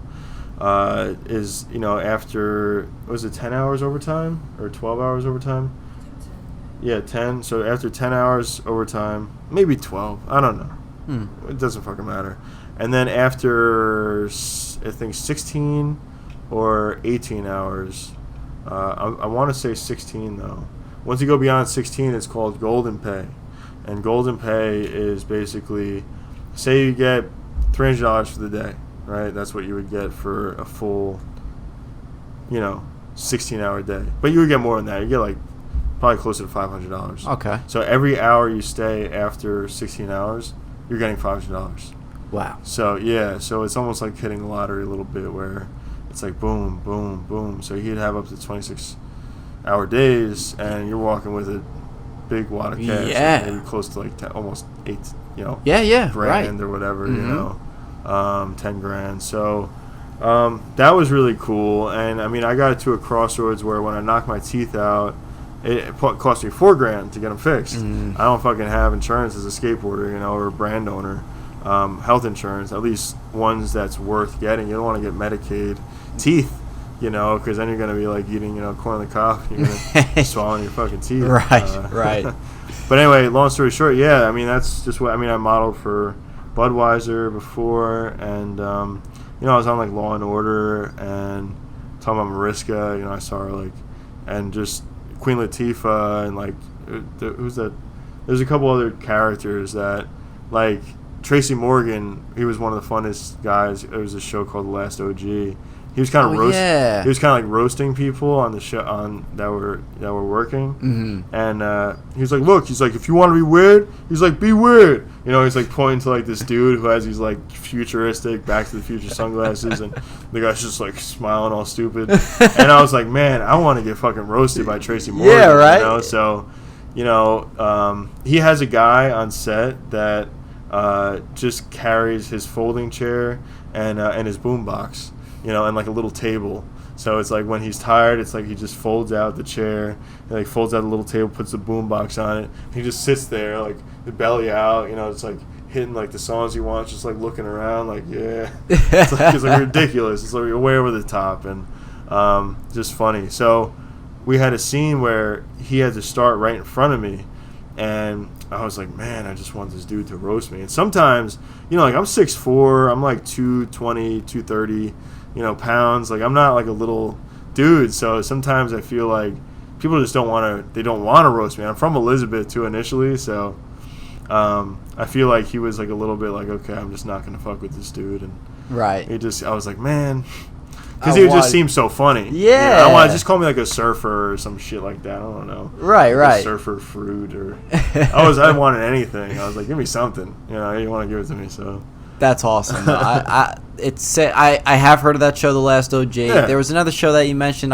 It kind of lost out of my head now, but I've heard a couple of things that you were just talking about. Yeah. Law and Order. Law and Order. Yes. Yeah. SVU. All these different jobs. There's so many shows nowadays too, and I feel like the days of like true movie stars are like almost behind us. Almost. I feel like you had Marlon Brando, and it's like larger than life, and then like you just can't believe it. And celebrity isn't what it used to be. No. Not even close. People don't give a shit. No. And even on the shows, it's like you could work with anyone. It's like, okay, there's that person, there's this person. I worked at Halston, and then who's the guy? Ewan McGregor. Oh, love him. Yeah. He's great. I know, and I was just like, and he was kind of like looking at me, and I was kind of looking at him, and it's like, oh, I guess that's the guy from Star Wars. Yeah. So a job's a job, and like with social media and everything the way it is, like everybody has something going on to an extent, which Yes. is not a bad thing. It's like the market's kind of flooded with whatever you want. Mm-hmm. So it's definitely, in my opinion, like better. It's just I just try not to get too sucked into everything, because it's easy to do that too. Yeah. Talk about mental health and stuff like that. Yeah, for sure. Yeah.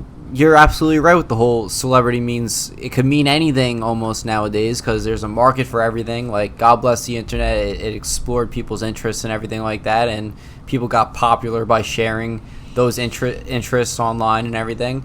Look at TikTok. You have these TikTok stars now who are considered celebrities. Like you see them on like TMZ and stuff like they're stuff like that, and all they do are do like dances, and some of them are also like creative on the app as well.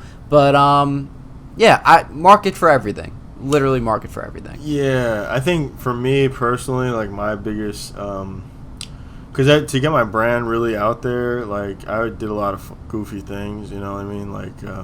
Like shirtless pictures with like guns and stuff, and just like the huge. Yeah. So like I would do like anything, but like just to get out there, and you realize that like that's the mentality of like most people. Like most people don't get out there, like they don't break through or whatever that is, or they're whatever. So, my thing is like the saddest thing I think in life for me, to see or to maybe experience, which I don't think it's gonna happen, but to get typecast as something, like say you're typecast as like the guy who staples his nutsack to his thigh, now talking about Steve-O, right? But just like any kind of like gimmick, any kind of like the guy drinking the cranberry juice, riding the skateboard, skating to Fleetwood Mac. Yes, like that's sad, because like the way I see it, it's like like you could say 15 minutes of fame is still fame, but it's like, to me, that's like really sad. How far will it get you? Yeah, well, like how far will it get you? But can you ever outshine that? Yeah, you know what I mean? Like, can right. you ever do better than that? So that's the danger of like going viral with like anything. It's like people have such short attention spans that it's like, oh, that's this guy, and like let's move on. Yes. And it's like obviously you don't have to give a shit about what anybody thinks about you, right? But that's the thing, though. So I just try to do things that like that kind of come from my soul or something, like, so, because I feel like if you go for gimmicky, or you go for, and even if something was to, but some of these things that you see people are famous for, it's like you know that it goes against something that, I mean, there's between between what's the naked one, OnlyFans, yes, and like stuff like that, mm-hmm. and blowing up. I mean, it's just so, I don't pay attention to a lot of stuff, by choice, because again, it's just like you can get sucked in, and it's like you get bummed out. Yes, for sure. But there's a lot of good stuff there too, like what do I see that's good online? Well, podcasts for one. Mm-hmm. Like I'm working through this Quentin Tarantino one. That's like a lot of fun, and obviously for skating now, since everybody has like a platform, like you can be a kid from Ireland with like a 16 by 16 plot of land that you like build obstacles, and you can like blow up off that, so yeah, that's the cool part, is that every single corner of the world is in a spotlight right now, if you have an iPhone. Right. Mm-hmm. For sure. Talking about podcasts, and I wanted to talk a little bit about your podcast as well, the Death and Destruction podcast.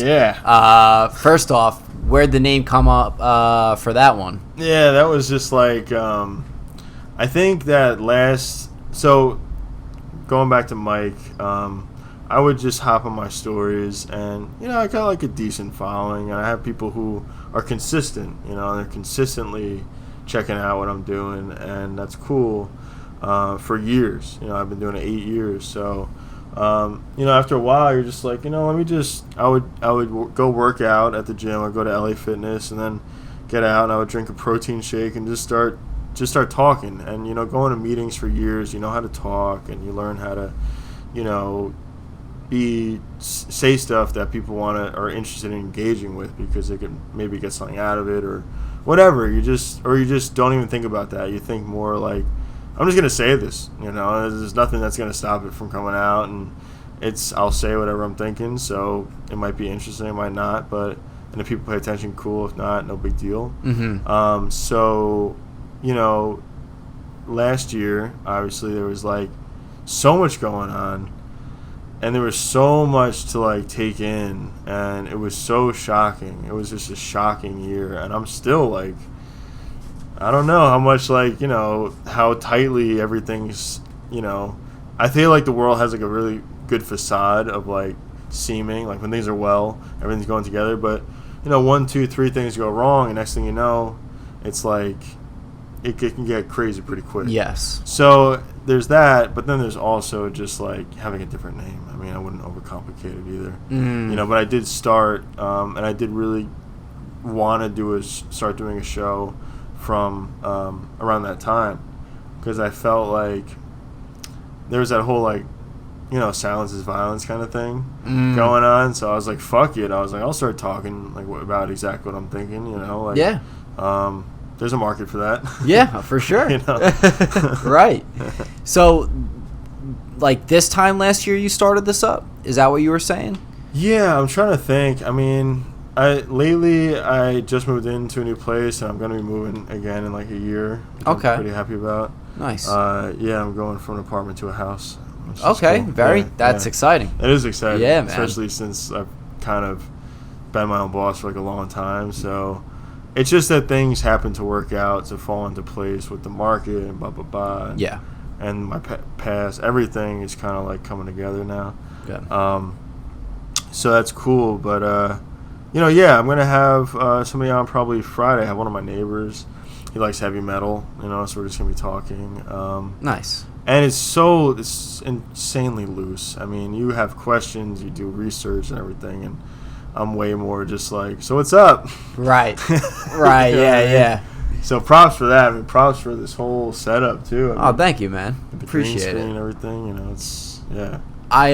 When I first started doing like these type of interviews where I'll interview like local rappers, local bands and stuff like that, you know, I'll have my list of questions down and whatnot, and I'll almost be like reading off them sort of deal. I've gotten better with that. I mean, I'm actually shocked at myself. I haven't looked at my phone once. We've been going back and forth with each other, which I'm really happy about. But yeah, man, there are some times that I want to do episodes where there is no plan of action, where, you know, there is no questions to add, you know, or, you know, there's not even a main topic for the episode, you know what I mean? I do want to have podcasts like that where maybe I have the cameras on the couch or something like that, have like my whole group of friends just there bullshitting for the most part. That's something I really want to do, and I respect that's the way you do it as well, like very laid back in that nature and everything like that. I just love Howard Stern growing up. He is fantastic, man. Yeah. Well, especially like in the early 2000s, like when I was really young, and I was just listening to him, and it was just blowing my mind, the stuff that he would say, and just how smart he was and how raw. Yeah. You know, the things he would do. And then Artie Lang, I'm a huge Artie fan. He was on the show. So I guess it was just the whole stream of consciousness thing where like, or even like Beavis and Butthead sitting on the couch, you know, talking about sitting on the couch, and they're just watching a music video, and they're just like, yeah, you know, it's like laughing at everything and just goofing on it. So there's a lot of that, man. I don't know, you know. So I mean, any way that works, I think everybody's just different, and it's like whatever floats your boat. Yeah, exactly. Yeah. What kind of guests do you like to have on the podcast for the most part? I like weird people. Hell yeah. It's kind of like the Stern Show. Like I do. Like I have this one guy who Nina was on the last one, and she we had this kid on where I was getting phone calls and all this stuff, and it was kind of hectic. But this dude that he designed shoes, and he comes on with a mask, and he's on Instagram Live, and obviously anything can happen, and I kind of like that. Yes. You know, but he's just talking about like just weird stuff. But like he did a shoe, and he like I don't even want to say. I'll say it anyway because now it's too much pressure. He injected like urine like into the shoe, and he's like, man, he's like, you know, there was like the shoe that, you know, fucking, you know, Juice WRLD or whatever rapper, like, you know, he put holy water and he injected into the shoe. It's just like all this bullshit. Yeah. So anyway, I like all different kinds of people, you know, like so this is like my parents' neighbor, but he was always really encouraging, like, because the house that lit on fire, it's just like 3 houses down from where my parents live. Oh, okay. You know, so, and this guy lives like here. So I was always like encouraged by him, and he always accepted me. So there's that, where it's like a close, somebody who you feel like really cares about, you know, who you are and stuff. And I play the guitar, and I'd play when I lived there, and, you know, he would hear me. He's like, man, you got to turn that shit up. You know, he's just this cool, like, Spanish dude. He's like super loud, just like a sweet guy. But yeah, so I also like, I don't know. You know, as far as guests, like, I don't know. I just literally whoever. Yeah. You know, I used to like having friends that I grew up with, but then I realized like that's a little too much for me. I love ripping solo shows. I love having people call in live.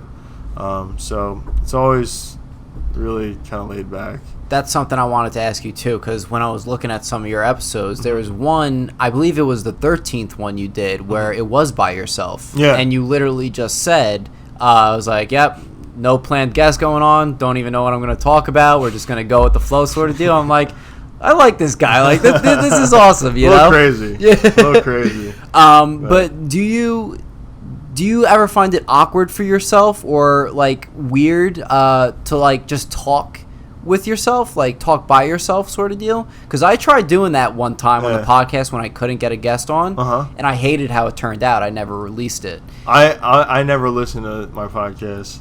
Okay. I really don't. Maybe I'll listen to like one or two things, like especially if it's a guest and it made me laugh. Yeah, sure.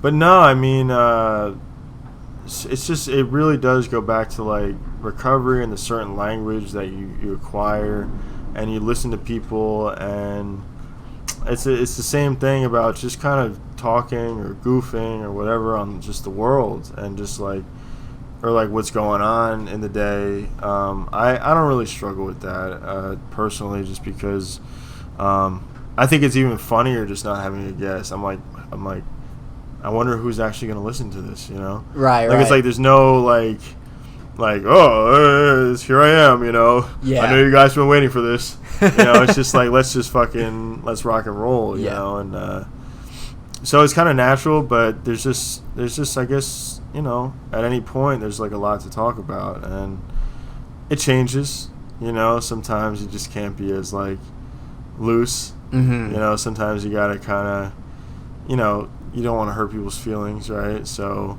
after a while, like, you kind of learn like what to do and not to do, but for the most part, it's like anything goes. You just want to, I don't want to feel constricted, you know. I don't want to feel like for me, the way I think, it's like if I can't talk about something, then I have to talk about it. Yeah, right. You know, like and that's the way I was in school, and that's the way that I've kind of run my business, and that's the way that I skate.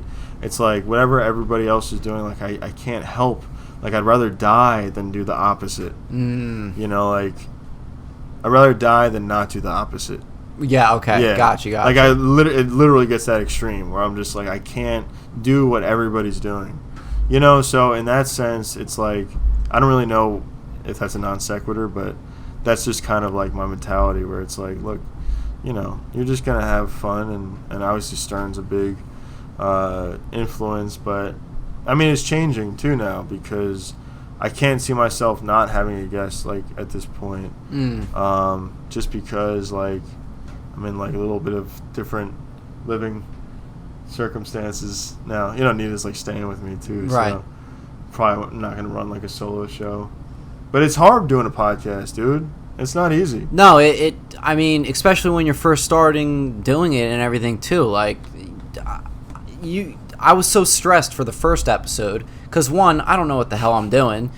I don't know if the cameras are going to die on me quick. You know what I mean? Like, there are so many variables that could go wrong. And, you know, it's like I said before, it's all a learning process. Like, you figure it all out and everything like that. You know, I've had problems with audio before and stuff like that. My worst nightmare is that I end the podcast and, like, it wasn't recording or something like that. Like, I'm checking now. All right, good, it is still recording. Like, stuff like that, you know? Yeah. So, yeah, man, all learning process. But, you know, for me, this sort of thing is worth it. I get to meet cool people like you, like a whole bunch of different people and whatnot, and I just enjoy doing it. It's like a really fun hobby. You got a good announcer voice too. I took an announcer's class.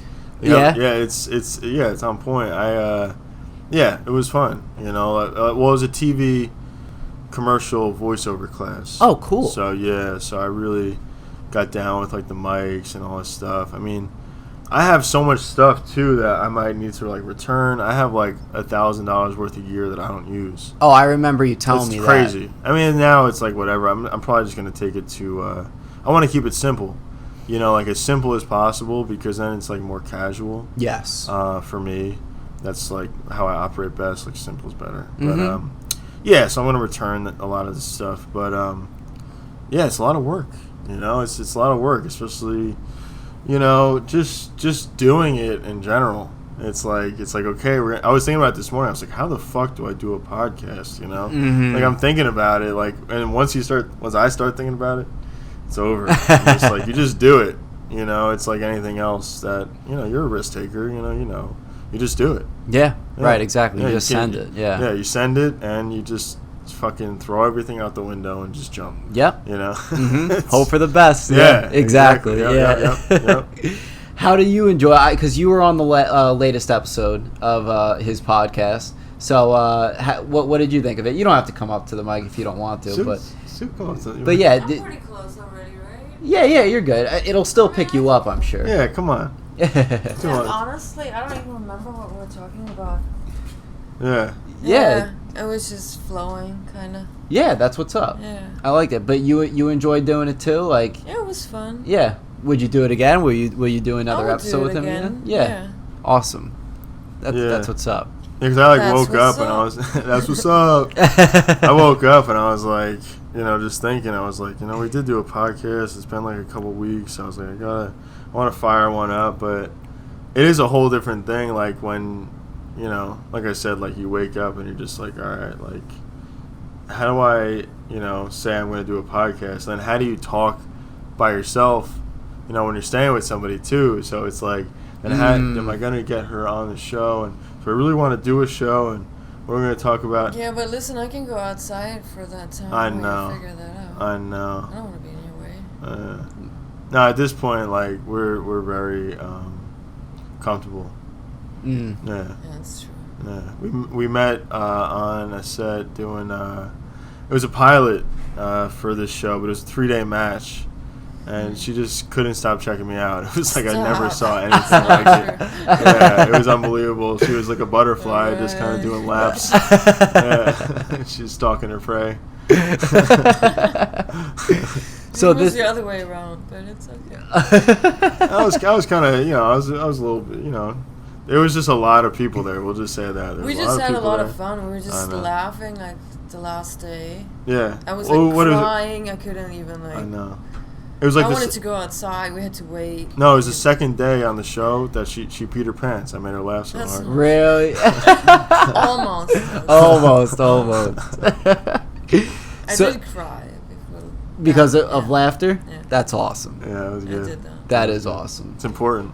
Oh yeah, absolutely. Yeah, we just laugh. Laughter's like the cure for everything, almost. You know, it's awesome. I agree. Yeah. Yeah. So both of you in this pilot, you both had a role to play. Like, were you like working with each other, like on set, basically?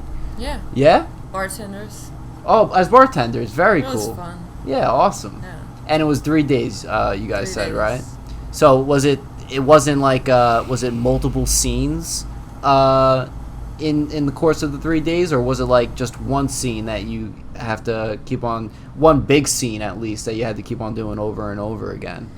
It was so easy. Yeah. Remember that little bar? Yeah. I want to say that was a really good question, because it was kind of like, you understand production. It was kind of like, it felt like one big scene. So we're in the same room. Yeah. Like 3 times, like a hall, and right. they do like what was it, Versace fashion shows. Wait, what was it? Yeah. Versace? No, Ralph Lauren. Oh, Ralph Lauren. Yeah. Oh, okay. It was like They do many. It's a financial museum on Wall Street. So, but I mean, look, you know, when you're on set, it's like you're getting, like I said before, you're getting catered to. It's like, so you don't have to worry about going out to eat. Right. Like if you want a seltzer, you just get up. You know, you just hang out. You know, it's like if you want coffee, you go out. You want to have a cigarette, you just walk out. It's like everything is just right there. So it's like, it's almost to the point where you want to just like, all right, I'm just gonna watch a movie and just like mind my own business, because you know you don't want to. If it's a job, you know, you don't want to go to the job just to be like, oh, hey, you come here often, you know? Right. Like, yeah. You know, you want to be professional, but sometimes it was just a situation where, you know, we just could not stop laughing. And I've had just a couple times in my life where I laughed like that, where it's just like it hurts. Yeah. Your ribs are fucking hurting. Yes. Plus, they scream action. We have to be quiet. Oh, yeah. You say something before, and I'm like, hearing it over and over and over in my head. Like PA. Didn't have the chance to like react to that. Yeah, like PA is like a production assistant, and then she was like, "Well, what does PA stand for?" And I was like, "Oh, it's penis asshole," And they scream action. I'm like, oh yeah. How many takes did you guys mess up for them from laughing so hard? Any? I spilled a couple drinks. Yeah, me too. I know I did. Yeah. Me too.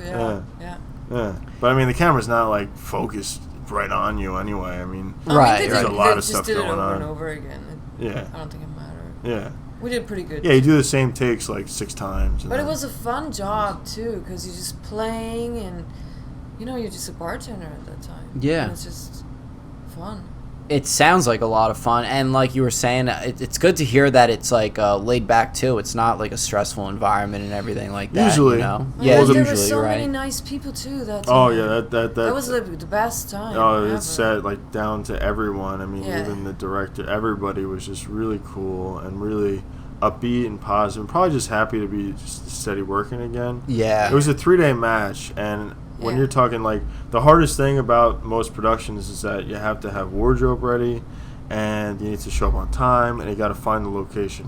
Mm-hmm. So we're dealing with all 5 boroughs of like and the city. covetous before yours. Oh yeah, and that's why I took a big break with the acting stuff this past year, and I wasn't even teaching for about like a year, skateboarding. So I just came back in the past like year and a half.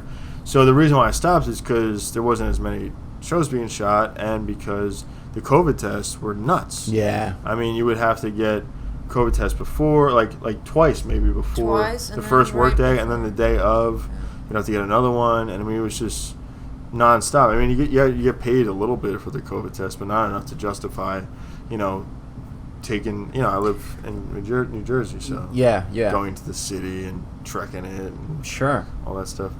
Now this pilot, did it ever air? I'm not sure. So. Huh? Was Oprah's best friend in there, right?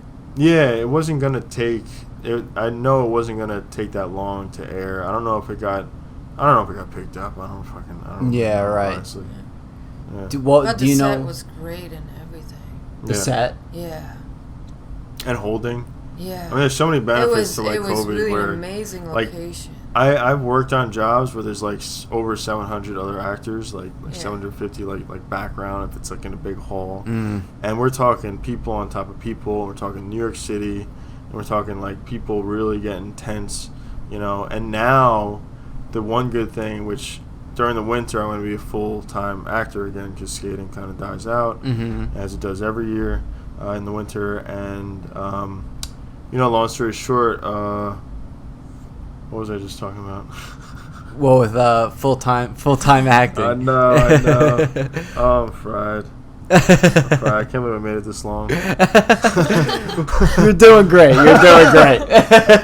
That's when you hang out at the beach. I know. Yes, he does it to you also, man. Yeah. I had a point, but it's gone now. Hey, it's all good. They don't COVID test a lot, probably. Oh yeah, okay. So everything's digital now, right? So everything's like basically digital, where you would used to have a physical like W-2 form that you would have to do because every single acting job you do is like an independent job in and of itself, So since everything wasn't digital, it would just take forever. Like everything would just take really long. And I'm pretty sure we actually used paper for the last job too, but you're not having... The vouchers or what? Yeah, vouchers. Yeah, they still use them. Yeah, they still use them. But some jobs don't. Yeah, exactly. Some don't. And yeah. they're kind of leaning in that direction. And so much easier. yeah. Yeah. I mean, that's a little minor detail, but they all add up. And there's space to relax, and also there's less people. Like, you're not having, like, 700 other people, And that's just a specific job. I mean, definitely the best job I did work, though, was definitely modeling for Budweiser. That was for St. Patty's Day 2020. So, yeah, they were supposed to air print and like in bus stops. It was going to be like, in New York City. Yes. It was going to be like, so it was a mugshot situation. But, like, so you never know. Like, I auditioned for, like, way different things. They made me, like, the cool cowboy thing. So it's one of those things where you have to be fully immersed in it to really reap the benefits. But that's like any anything. Yeah. You know, even if it's short for a short amount of time. But some people, it's like they just don't have it, whatever it is, and that's okay too. It's not an easy job. You know, it's like it's you're the supposed to friend. be fun, though, I think. Yeah, but everything's kind of like supposed to. Yeah. She makes everything fun. I mean, yeah. I think if you do what you love, it'll be fun no matter what. Yeah. Like, you won't work a day in your life sort of deal. Yeah. You know, that's like an old saying too. You know, it could be repeated so many times it might start to sound repetitive, but it's the absolute truth. I agree. It's the absolute truth. I agree. Yeah. Yeah. Before we close up, I have some speed round questions for you. Oh no. Some that I'm gonna add too. After us talking. Let it fly, brother. You're more than welcome to participate in this as well too. So number one, favorite pro skater. A speed round. Tony Hawk. Tony Hawk. Okay. Yeah, multi-millionaire. Favorite genre of music. Heavy metal. Heavy metal. Yeah, which is random, but all right. heavy metal. Do you have a favorite genre? No, I'm pretty open. Like, Pretty open whatever for I anything? feel like, really. Yeah. Okay. Cool. Favorite season of the year. I like them all. I like fall. Fall is nice. Fall. When it gets cool and everything like Halloween, that. You already answered this one before. But favorite sport and favorite team. So I'm assuming it's hockey and the Devils. The Devils. And the Devils. Nice. Sports I like fan. the Yankees. Yankees. Yes. All right. My dog's name is Jeter, like Oh, Derek really? Jeter. Yeah. Yeah. Oh, that was My so buddy cool. Wancho, he had a Yankees jersey on skating today. Oh, well, the nice. T-shirt, you know. Yes. I forget the guy's name, but it's cool. Servino, maybe. That's probably wrong. Oh, I forgot. I didn't even see it. I only saw him from the I front. know. I think. Yeah, it's not that good. You could be right. I just don't know. I don't know. Favorite video game to play. Oh, that's easy. Tony Hawk's Pro Skater 1, 2, and 3.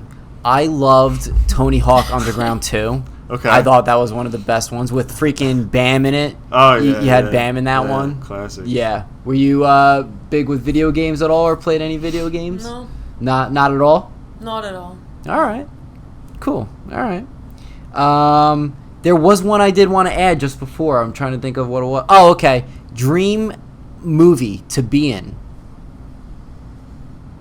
Like one that already came out? No, like joining like a franchise. Like, what would it be? Do you have an answer for that? I would have to think about it for a moment. Yeah, it's hard to answer in a speed round. It could. Let's slow it down a little bit. There. let's slow it down a little bit. There. It could be something that you're just really into. Like for me, it would be a dream for me to be in one of the Marvel movies. I am obsessed with the Marvel Cinematic Universe and all that. Oh, I like those too. Or in a Batman movie, I would freaking love it. But yeah, something of that nature. Yeah, that would be cool. Right? Yeah.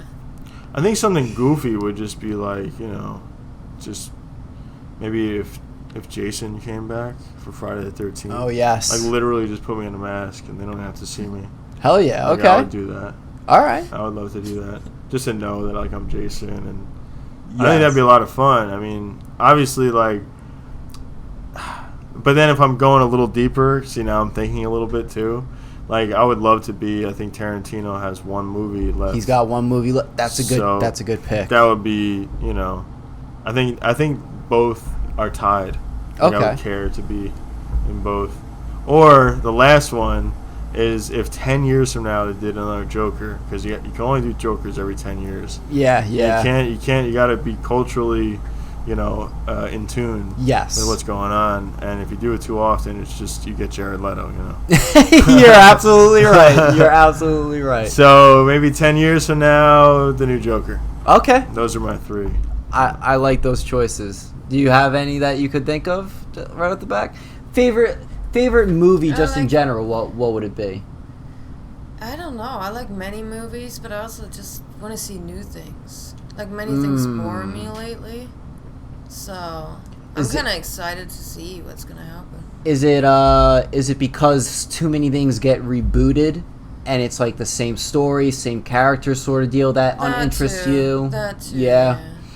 I see that being like nothing's like as original anymore. With not everything, you know. Yeah, there's some really good movies. But of course.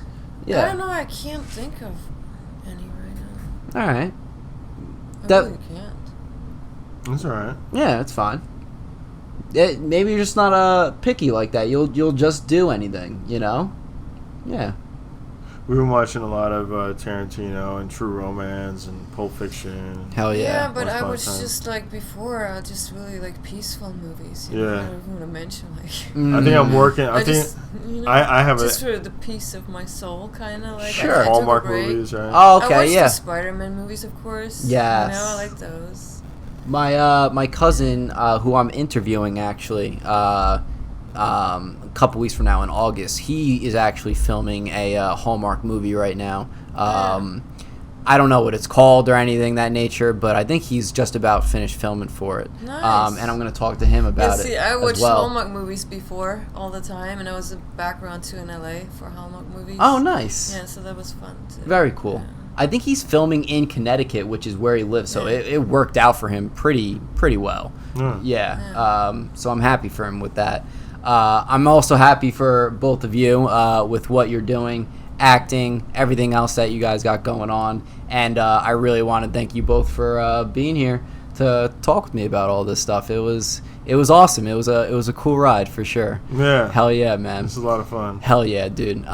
It's nice to be in the passenger seat. I was telling Nina. Because I'm always like kind of running the show, so I really wanted to experience like just, you know, admiring somebody else like doing their thing, and it was a very professional, well-made show. Thank you, man. It's gonna keep going. I appreciate it. I look at this thing as like a well-oiled machine right now. Like I mean, 80 what? 80. This is the 81st one now. Yeah, Wow. Been going a little over 2 years now. Doing 2 years, it. okay. Yeah, Okay. So it's been a lot of fun, man. Yeah. I think once I hit the 100th episode, I'm gonna take a little break, maybe try to rebrand, if you will, and maybe like change up the studio a little bit, maybe make it a little bit more comfortable with like just couches and whatnot, and maybe have like different sort of sections in the podcast, like I don't know, meme of the week or something, you know, something of that nature. Sure. But I think sooner than later, I'm gonna change, not as a whole change it up, but change some things up here and there, keep it fresh, sort of deal. Of course. Yeah, man. Yeah. Before we go, anything you two want to plug in as far as like social media wise, where they could find you, stuff of that nature? Nina doesn't want to be found. Gotcha. That's okay. So people don't. I mean, I can say it, but it just doesn't matter that much to me. I don't know. All right, yeah. Then you don't have to say it. Yeah. Yeah, I mean, it's Nina and Madison, so that's it. Okay. I don't care. And of course, I got MOCHA Skate Co. And the Death and Destruction podcast, and I have a secret account I don't really talk about, you know. It's pretty much, you know, because I had one account that got deleted, and I had like a lot of good stuff on there because I always push everything to the limit. Push the and then limit, a little yeah. Further. Mm-hmm. Yeah. So that's it. I mean, I do my thing on Instagram, but it's just if you want to watch some skateboarding or just like, you know, see who the guy is like behind the story. Yes. You know, so to speak. That's really I pour a lot into like what I do, but I'm just not on it all the time. But lately, I've been very active, and I'm happy about that. I don't know. Awesome. Simple. Yeah, man. At MOCHA Skate Co. At MOCHA Skate Co. Awesome. All right, guys, that'll do it for this episode. If you guys enjoyed this episode, make sure to like, subscribe, and share. Also, follow us on Instagram at Podcast with Frank. I'll be posting clips of the podcast as well as other projects that I work on there for you to check out. We're on Facebook and Twitter as well at Frank Videos, so check us out there. And that is it. So with all that being said, peace out. For our 80th episode, we've done this before where we had the audience involved. We did it again this time through Instagram. We did a series of polls that went through for 5 weeks, and we separated them all in categories. We did movie polls, TV polls, video game polls, and brands polls, and it was basically just a huge popularity contest. for the most part. No, that's literally all it was. Don't call it. All it was you guys are all sheep. We'll talk about it. You're all sheep. Jack and Daxter versus Ratchet and Clank. Thought Ratchet and Clank was going to win this one, but no. Jack and Daxter wins 29-19. Very happy about that. Huge Jack and Daxter fan. Mario versus Sonic. Mario wins by a landslide, 65-8. Makes sense. Does make sense. Crash Bandicoot versus Spyro, 44-24. Crash Bandicoot wins.